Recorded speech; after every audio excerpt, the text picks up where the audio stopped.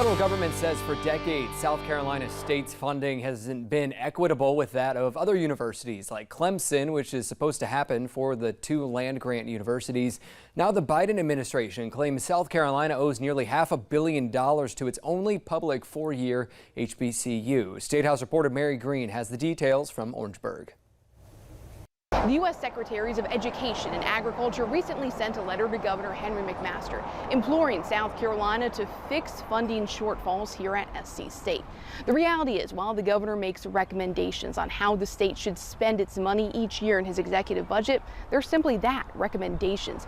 The people who control South Carolina's purse strings are the lawmakers who sit on the legislature's budget writing committees. While there have been some strides made as far as funding South Carolina State, we are nowhere near where we ought to be. Among those lawmakers is Democratic Representative Gilda Cobb-Hunter, whose district includes SC State. She wants the General Assembly to take a closer look at funding disparities across the board and then make budgeting more equitable. What could these institutions do with resources, with adequate resources? In their letter to Governor Henry McMaster, the secretaries wrote this long-standing and ongoing underinvestment disadvantages SC State's students, faculty, and community, and may contribute to a lack of economic activity that would ultimately benefit South Carolina.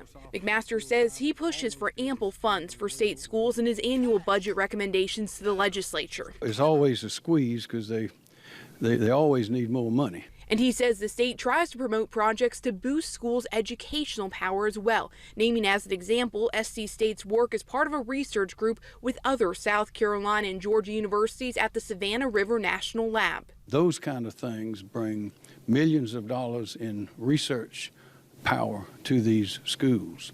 We do those kind of things that are outside of the regular budgeting process. And in a statement in response to this letter, SC State President Alexander Conyers acknowledges the progress the state has made toward upping the university's funding in recent years, but he says more work still needs to be done to ensure SC State remains competitive.